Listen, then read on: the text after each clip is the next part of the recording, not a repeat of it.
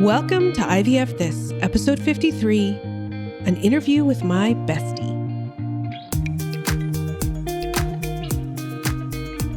Welcome to IVF This. I'm your host, Emily Ginn. I'm a mother to two beautiful and feral boys. I'm married to my favorite person in the world. I'm a social worker, a life coach, and an IVF warrior.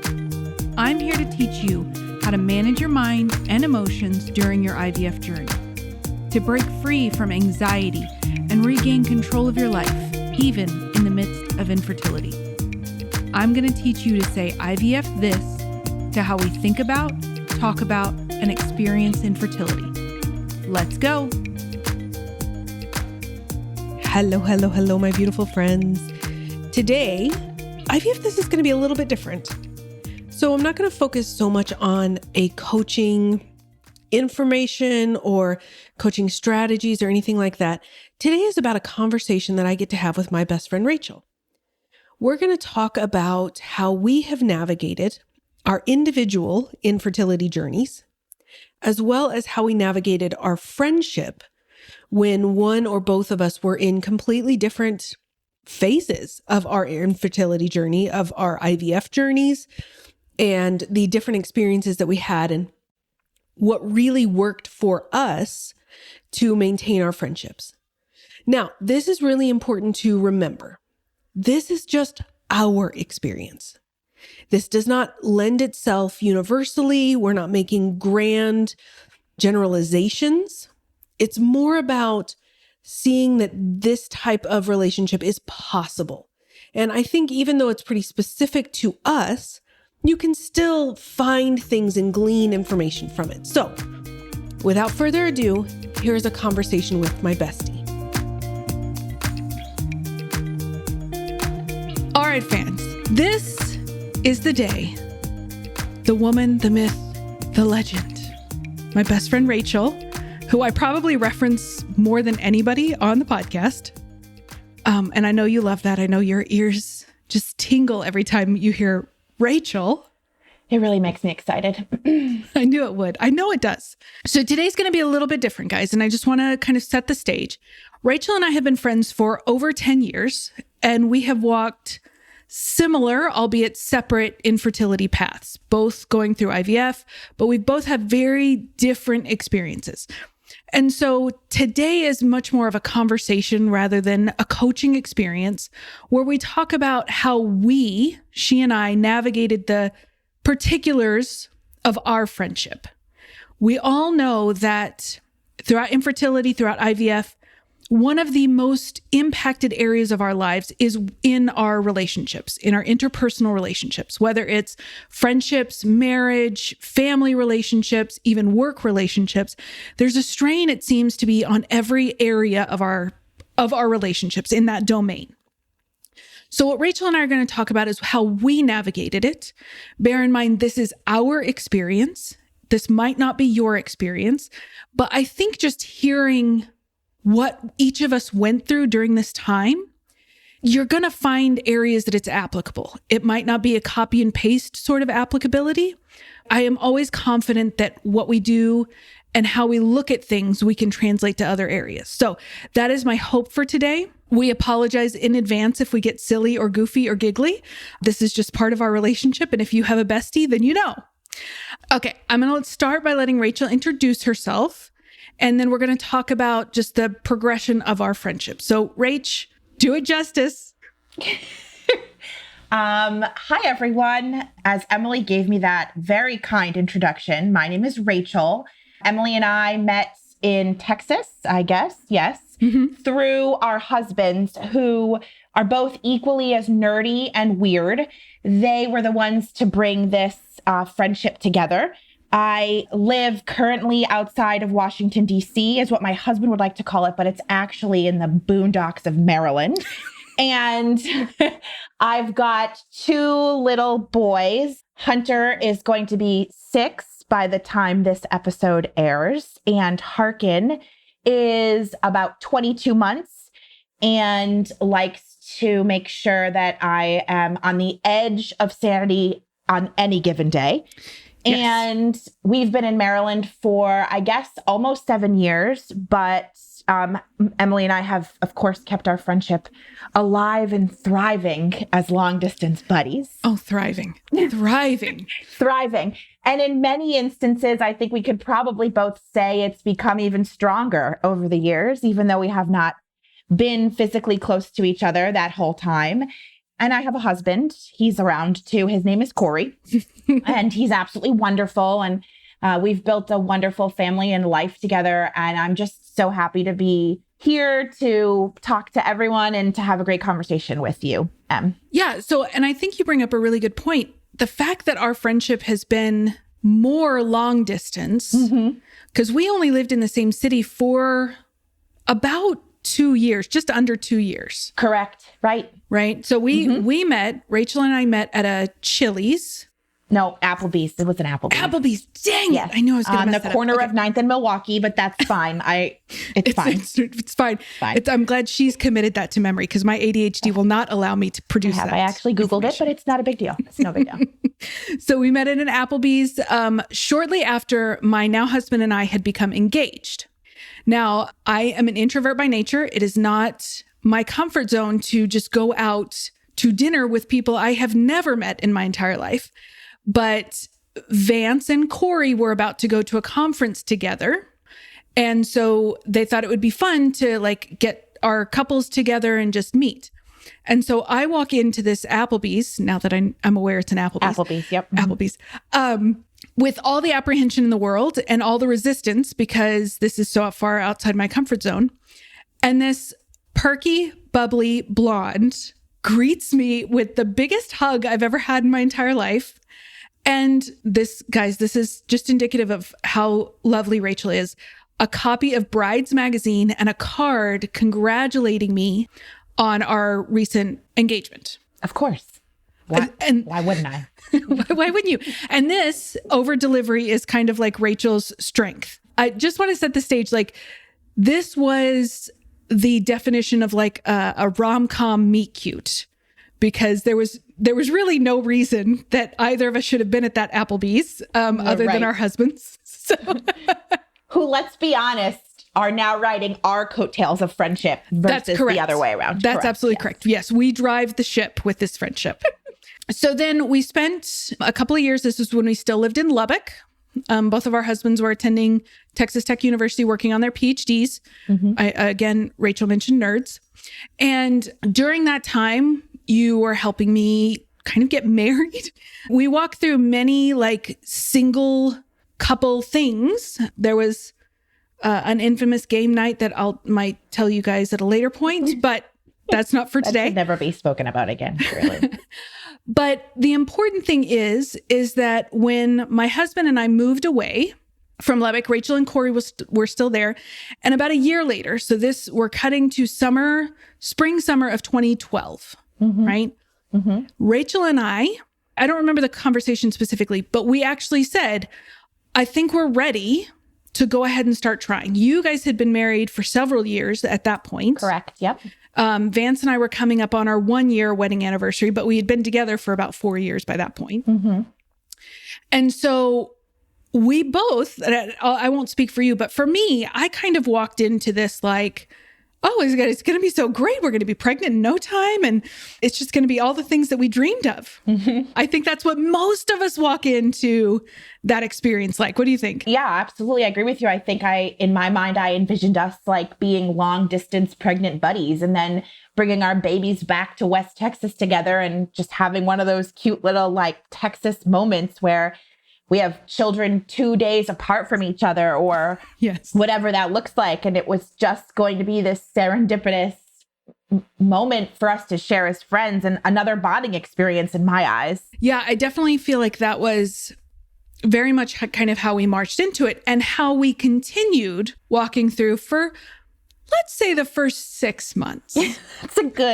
That would be a good time frame for us. Yeah. Yes. So the first 6 months for most of us is kind of like this mild annoyance every month, but still really hopeful and excited and eager in the trying process. And then when we both hit about 6 months, because we literally started at the same time. When we both hit 6 months, there were so many phone calls that were either completely rage-filled or completely tear-filled. Because at that point, I think it certainly was for me, where I was ready to really start questioning, okay, what is wrong with me? Me. Just like, of course, the sole focus of the problem had to be me. Right. I think it was around the 6-month mark for me. What about for you? Yeah, it was probably a little bit later for me. And I think the trigger is I don't know if you remember this, but I was in an office where I worked with only women, and 4 out of my 8 coworkers all announced they were pregnant within a 3-week time frame of each other. And I think that for me was the moment where I saw it go from, oh, this is fun, there's nothing to be quite concerned about yet, I'm young, to wait a second, what's going on in my body? Why is this not happening for me? Why are all of these girls around me getting pregnant and having babies, and I continue to struggle on my own? So it was a little bit later, but it definitely hit me just as hard because it was a slap in the face to be around so many spontaneous pregnancies. Yeah. And I would even say, like, to the listeners, don't raise your hand if that's happened to you, but I think we can all raise like a metaphorical hand that the moment we decide to get pregnant, everyone and their dog gets knocked up just around us. And that entire experience. Yes, I do remember that. And I do remember that was kind of when the despair, I think that's a good emotion to use. Yes, I think that's when the despair kind of started trickling in. It wasn't and I think that's really important for all of us to remember, is that these things it's not like you just wake up and you're in complete despair over your infertility or having trouble trying to conceive. It really is like a trickle down effect. It happens slowly over time. And then all of a sudden you look around and it's like, oh my God, now what has happened? What's going wrong? So we both starting to kind of investigate what was going on around the year mark. And then we both moved. I moved from Houston to Austin, and you moved from Lubbock to the DC area. Correct. Right? Almost exactly at the year mark. Correct. I know I started doing a little bit of investigation. That was the first time I had gone to a fertility doctor, was when we still lived in Houston. That was when we found the very large cyst on my ovary. Right. That was when I had the torsion. So all of that stuff kind of happened pretty much all in the same, I think we both moved around September of 2013. Correct. Yep. I came out to DC at the end of September, early October. And because we were moving and we kind of just said, let's take a step back and wait till we get out to Maryland, I was a little bit behind you in the process because now I needed to establish a new OB, which then needed to give me the recommendation to my fertility clinic, which then needed to help me with the testing. So we were on, I was a couple months behind in the process just due to the fact that I was entering a whole new, like healthcare situation and all of that. But yeah, right around that, like October, November timeframe is when we started. And right around October, November is when I had my surgery. Right. December of 2013, we all kind of collectively found out that I was pregnant with my oldest. Now, this is kind of where it gets really tricky for us. Yeah. Because we both walked this path. And I think this is a similar path that many of us can kind of empathize with. One of us got pregnant and the other did not. And this laid the groundwork for how we were able to kind of come out of it. So I find out I'm pregnant around Christmas time, 2013. I tell you almost immediately because that's who we are. And then we were planning a trip to DC to come visit you guys in May. So around that time, I would have been about 7 months along. Yep. And we were doing pretty good. Like we were still communicating. We were still, it wasn't an issue. Or I guess I should say there were no issues. Correct. Leading up to the trip. None whatsoever. Right. And then we come together. And now you have to look at your best friend who is pregnant and you are not. Right. Let's just strip it down to all it was. Yeah, that's it. That's what it was. And it was the fact of it being physical closeness versus just like a communication via phone or text message where you knew it was the case, but it wasn't necessarily just like bam, right in your face. The internal gut reaction that I had to it caught me so off guard that it actually almost made me more guarded and more afraid, because I wasn't at a point where I could just look at you and say, I'm uncomfortable. And it wasn't because of our relationship. It was just because of me, right? It was because of what I was going through, what I was experiencing. And I was in a moment in my life where I didn't necessarily always feel confident in expressing what my true feelings were. That's very clear, I think, as a reflection of myself. So it was rough. It was a rough moment. Yeah. And I think that was kind of the first time, because I love that you mentioned that everything before that we've texted probably 30,000 times a day.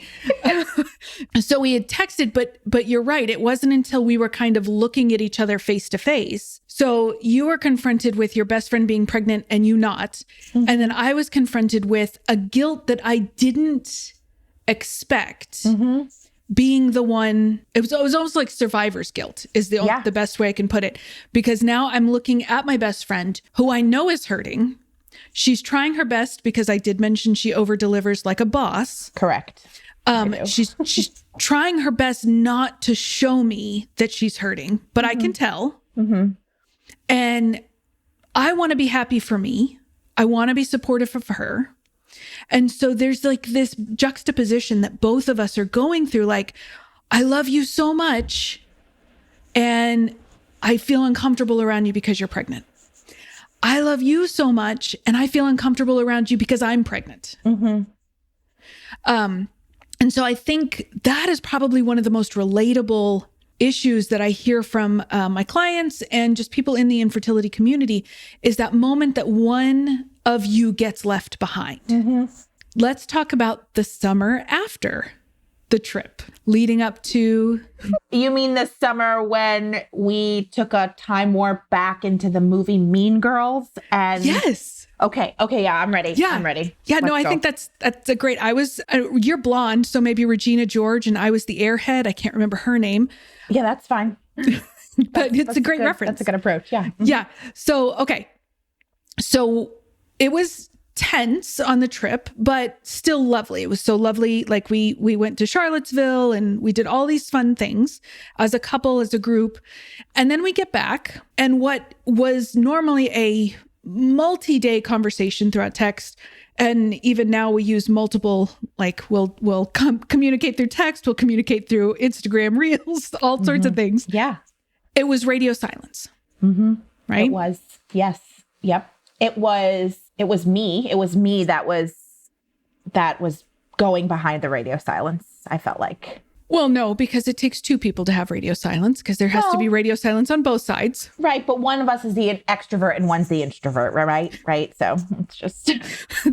Rachel does keep this ship afloat. I will be perfectly honest. I'm not great at text communication. So Rachel does keep this ship afloat. But what happened was and this is incredibly normal. This is absolutely what happens in our brains, is we carried a belief.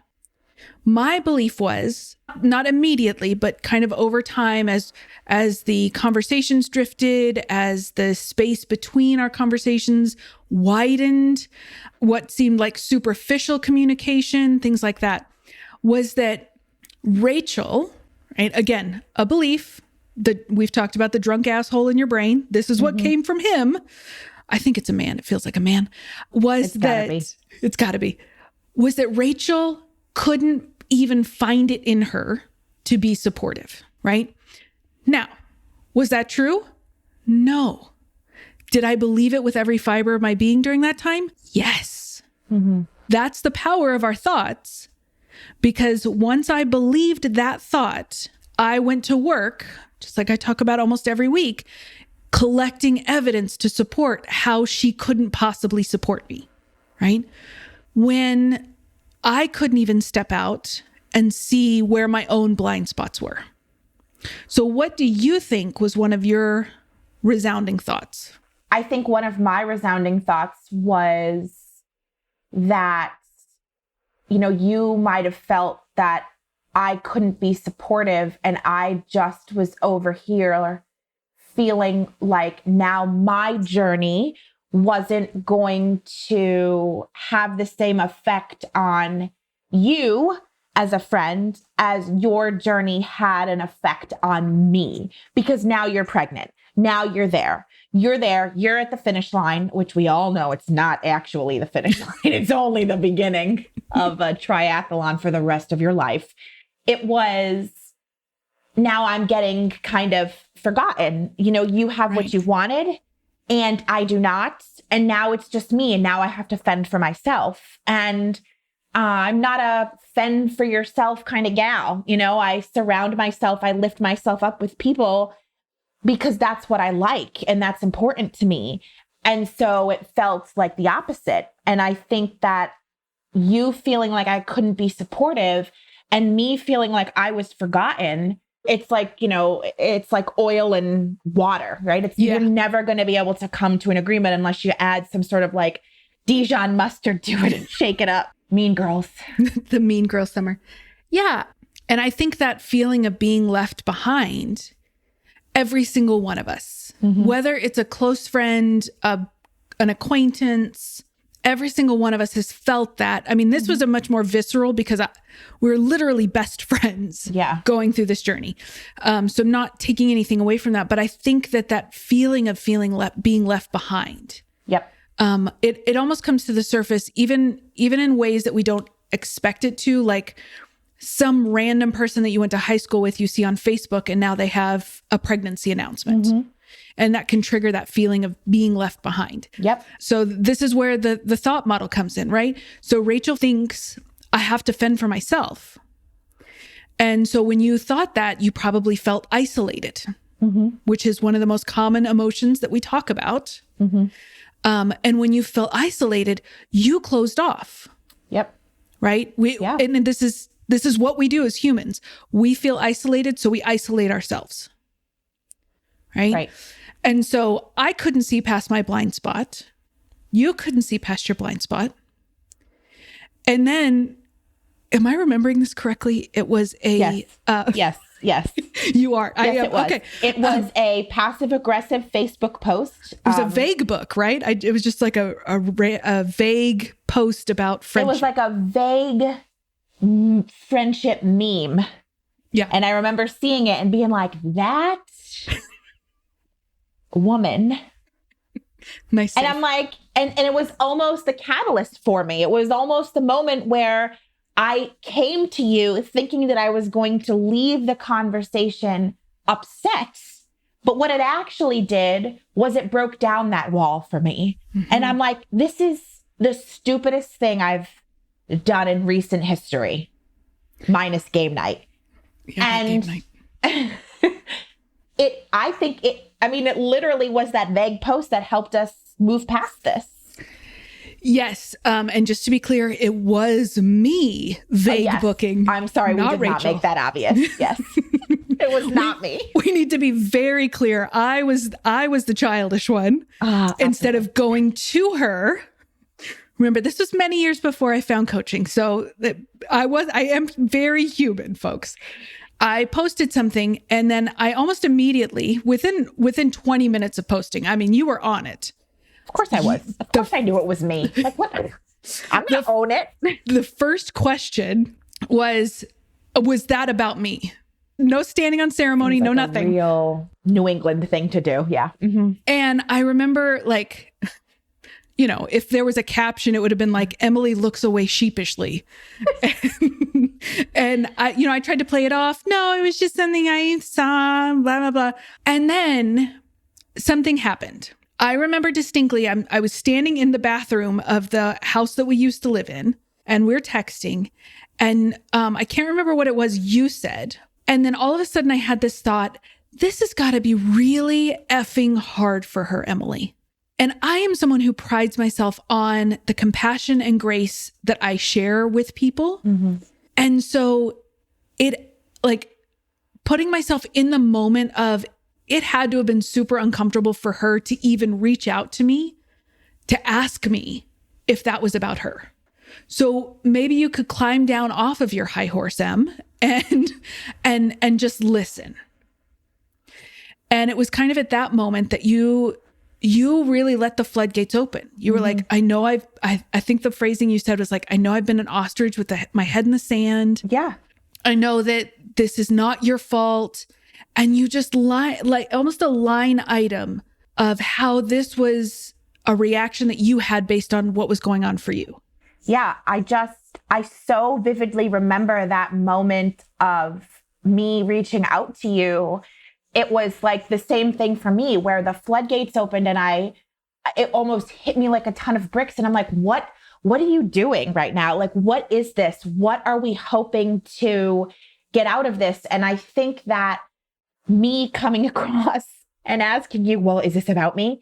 Was my opportunity to also be vulnerable, right? Really for the first time in our relationship, I think. Yeah. And to have a different approach as to how we're going to move past this.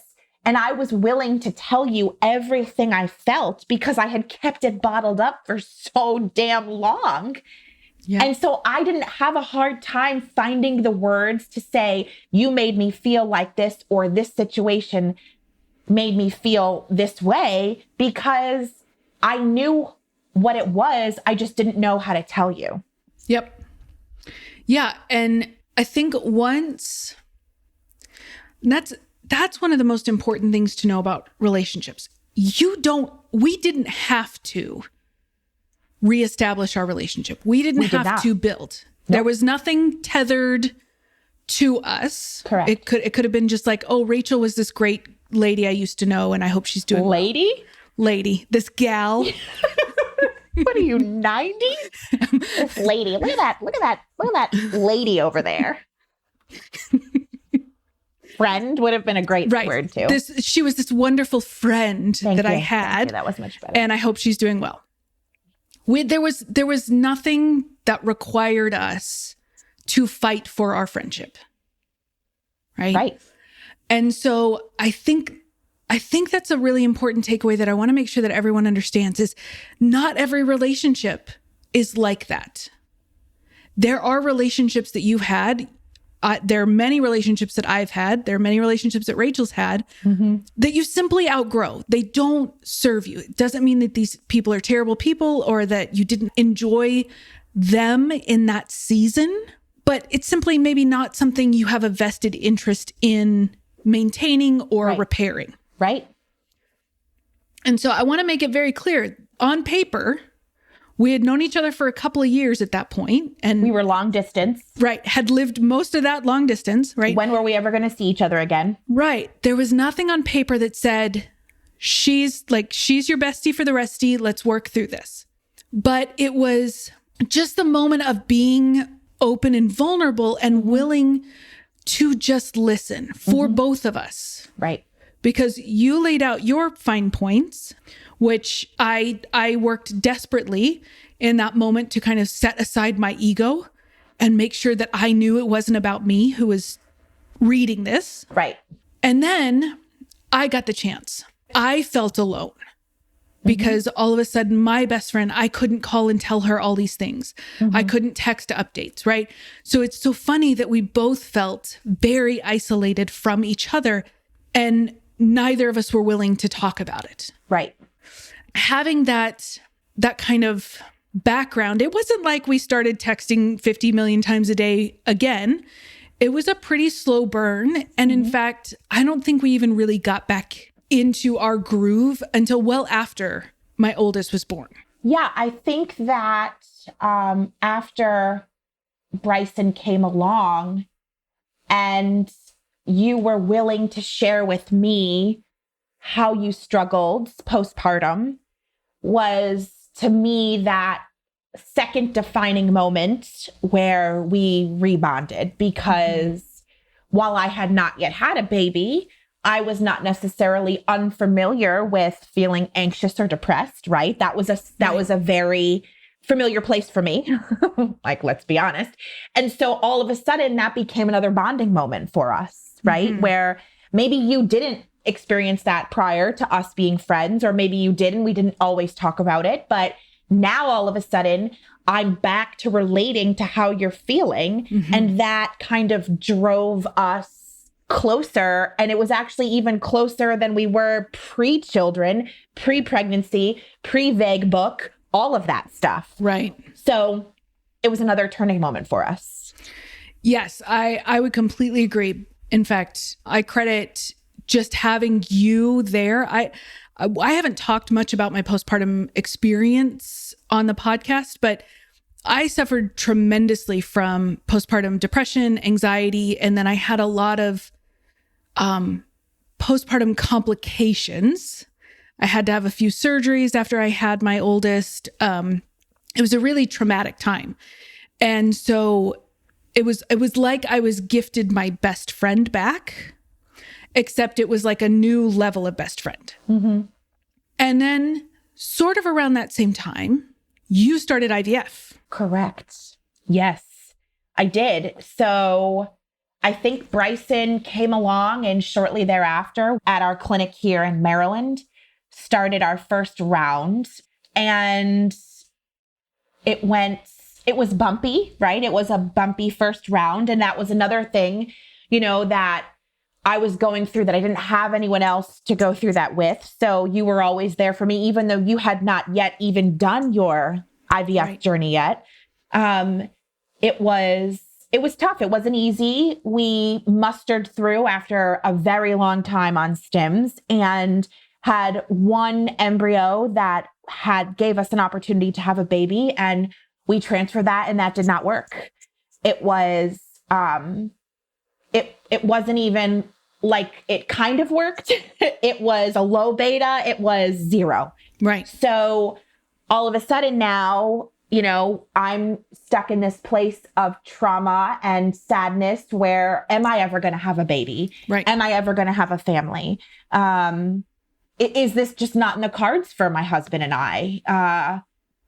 And I was so lucky because Maryland is one of the 9 states that has mandatory fertility coverage for employers. So, I was in a position where we could jump right back in because financially we were mostly covered through my company. We were living in a state with that mandatory fertility coverage. So we jumped right back in. So we started our second round of IVF. And again, a very similar situation. We had to stim all over again. I stimmed longer, than I did the first time, and one embryo. And it was kind of like, I remember thinking this is just the same thing twice. It's the same thing over and over again. It's not going to work. I'm not going to ever be a mom. You and I went through this together, even after everything that you're going through with Bryson and your healing and everything. You never left my side virtually with the support. And I guess it was February of 2015 where we found out that in fact our IVF worked. No, February of 2015. Yes, because he was born in December. So that makes sense logically. And that is our 6-year-old today, of course. But that was an interesting season for us as friends because it was almost like, well, let's make up for all the lost time you guys didn't talk. And let's just jam every really big life moment into 7 months and see how you guys come out on the other end. Baptism by fire. That's totally fine. Exactly. So that brings up a really interesting point because you're absolutely right. Until that point, my husband and I had an idea that we would probably need some medical assistance. Right. But for all intents and purposes, we got pregnant spontaneously. Right. And then you walk into an IVF cycle. I had at that point very peripheral knowledge of IVF in that I knew it stood for in vitro fertilization. Like I did not have anywhere close to the knowledge base that I have now. Right. I think that comes up a lot for people in our community, is that this feeling of, well, if you haven't been there, can you really understand? Mm-hmm. So can you speak to that a little bit? Because I hadn't lived it. That's a misconception that I think a lot of people have, in the sense of just because you don't understand doesn't mean that you can't be supportive. Mm-hmm. And just because you've never gone through it, or you have to Google what IVF means, or you have to Google what a stim means, or you have to Google what an egg retrieval is, doesn't mean that you can't be there for the person that is experiencing it. Because in so many ways, IVF changes the course of every single relationship that you have. And at the other side, you come out with the people who are just hurtful individuals that maybe they haven't always been. And now you're like, well, that person's a piece of garbage after this. Mm-hmm. Or a person who has risen to the occasion. You know, the same could be said for you experiencing a death in your family that I had never experienced before. And maybe I don't know what that's like, but I'm here for you, and I'm going to be here for you. So I think so many times people are laser focused on how can I specifically support this person through IVF, when in actuality, all you got to do is be there. And all you got to do is embrace that person with love and thoughtfulness and caringness, and, you know, send them McDonald's French fries after their embryo transfer, or compliment them on how much that 5-day blastocyst looks just like them. I mean, there are just ways that you can do it. So I think it's a misconception. People put so much pressure on themselves and in vitro that they have to offer specific support, but it's not about offering it. It's about just being present. Yeah. And I just want to make it very clear that I probably said things to Rachel like, just be hopeful. Mm-hmm. Take a deep breath. It's all going to work out just fine. Don't stress. Like, I probably said all of the things that all of us want to punch people in the face for saying, right? I mean, it's possible, but I don't vividly remember that. I vividly remember that from other people. And I vividly remember that hearing, but you know, for you and I, we had elevated that friendship where if you did say it, maybe it didn't stick, because maybe coming from you, it had a different feeling than coming from someone else, right? And I think all of that to say is that if you are a friend, maybe if your friend is going through IVF and they shared this podcast with you, it's not about saying the right thing. There is no right thing to say. Right. I offered more than anything, how are you doing today? Mm-hmm. You know, Rachel and I, we've never gone through an IVF round together. We've never done one simultaneously. No, because why would we try to get it done at the same time? Let's just make it like a 4.5-year process. Yeah, let's just keep it moving. Let's just keep a life-changing, very expensive, uncomfortable, emotionally draining experience going for as long as humanly possible. So let's just call it a 4-year gap, right? I mean, really. I see so much logic in that. I see so much logic in that. It's true. It's so true. So even though when Rachel walked into her first IVF round, I had never experienced it, I think what you said is so beautiful, that living the experience doesn't mean you can't empathize, doesn't mean you can't support, doesn't mean you can't be there. The understanding of the minutia of the process isn't necessary for that support and for that love. Right. And I think that that's also important in subsequent rounds. So, you know, cut to my first round was pretty successful. We got 2 embryos, and the first one is now our 4-year-old. And then we put the other one on ice for later. And then a couple of years later, you went through another round. Yep. And you experienced a miscarriage. Correct. And it was my most successful round of IVF, though. I mean, not taking into consideration, of course, the miscarriage, but I came out of that round of IVF feeling more confident than ever, right? I mean, more eggs, more quality, more embryos, to the point where, I had stuff on ice for the first time too. So I had this whole sense of, well, this is nothing like it was before. So how could I ever experience that level of loss or sadness? And we ended up having that miscarriage right out the gate. So it was polarizing, right? And it really caught me off guard. Then after that, and after everything happened, we were so lucky to thaw that little human off out, and he terrorizes me on a daily basis. So, now it's what it is. As most second-borns do. I think they're just born without any F's to give whatsoever. They have none. So through all of this, I think the most important thing that I know I have taken from our friendship in general, but our experience of friendship through this lens of infertility is that, number one, what you said, that understanding isn't required for love. Right. And then number two is that so often we are so hyper-focused on the thing that we can only see, right? I was so hyper-focused on the thing that I could see, which was my interpretation of your behavior, which what I made that mean was that you were not supportive. That it was very difficult for me to shift out of that until there was like a shock to the system. And so it's almost like an invitation to let there be shocks to the system. Right. To allow yourself the opportunity to I'm not suggesting that you have to open yourself up to being just emotionally devastated by someone who is not going to care for your heart in the same way. But there is that tendency for us to close off, just like Rachel described earlier. And that's not always necessary. That's not always the path that's going to allow for connection. What do you think? I agree with you. I will say in our very particular situation and with who we both are as individuals, right? I think it needed to happen that way for us.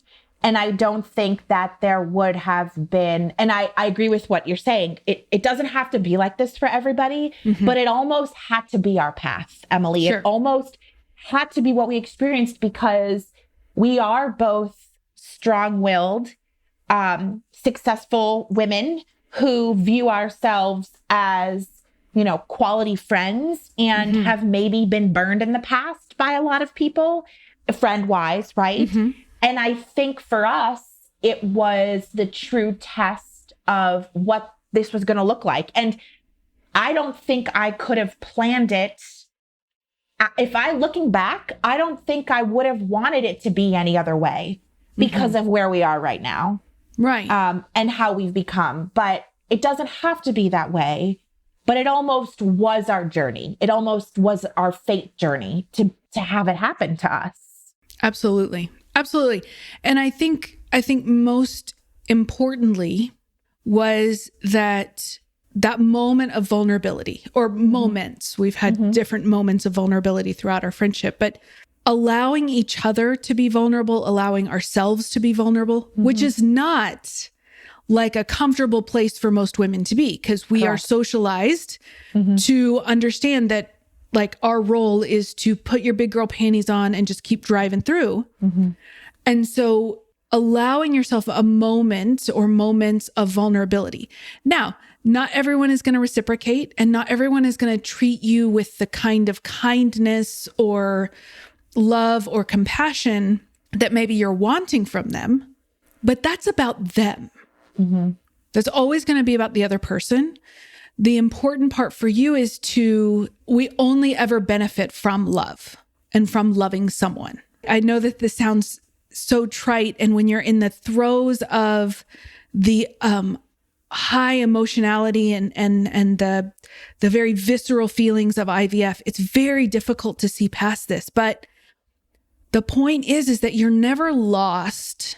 You've never lost the opportunity to love someone, right? Whether that's yourself, your spouse, your friends, your family, as lost as you feel, you've never lost the opportunity to love someone. And that's always going to be like your North Star guiding you back. And I know that was the soapbox that I got on. But I want to know, what are your thoughts? What are your last minute offerings? It's funny because you look back at, love, right? And you look back at that relationship building. And I almost sometimes wonder what our relationship would have been like should we have not gone through IVF together and fertility treatments together, and maybe not together at the same time, but like over the course of the last 4 years. And it's created for me a clear vision as to what I deserve as a friend and what I deserve for love, not just as a friendship, but in my marriage and with my family. It almost has elevated my level of knowing what I deserve and knowing what I'm worthy of because of how much we've been able to come through. And it goes back to, regardless of what that love looks like and regardless of that moment that you're in, you're always deserving of it. So I think I said this to you 2 weeks ago when we were going back and forth trying to figure out how we could do this amongst, the plague that hit my house and then another plague is, moving forward, we've set the bar for each other as to what we're going to expect for the rest of our lives in and out of this relationship. And the hard times led to these amazing times. And we've been able to come past those difficult times. So I would do it all over again to be loved by you the way I am. I adore you, my beautiful friend. I love you so much. How I feel.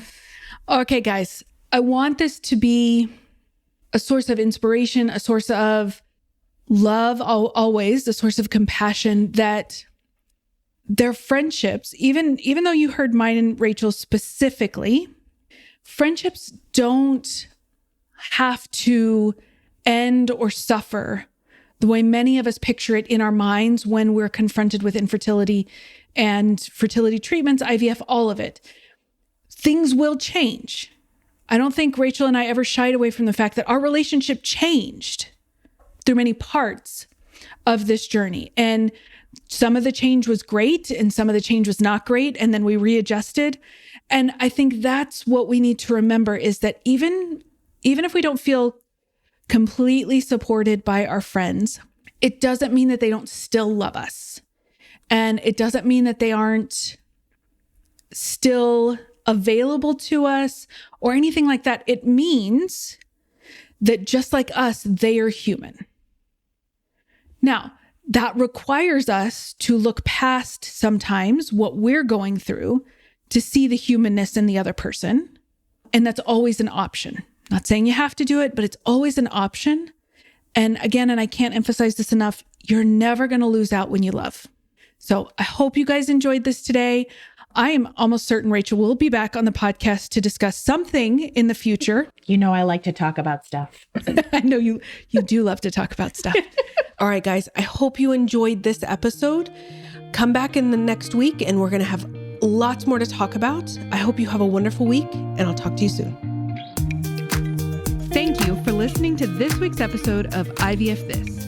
If you like what you've heard, click subscribe and follow to make sure you don't miss an episode. And if you want to learn more, head over to www.ivfthiscoaching.com to learn how to work together.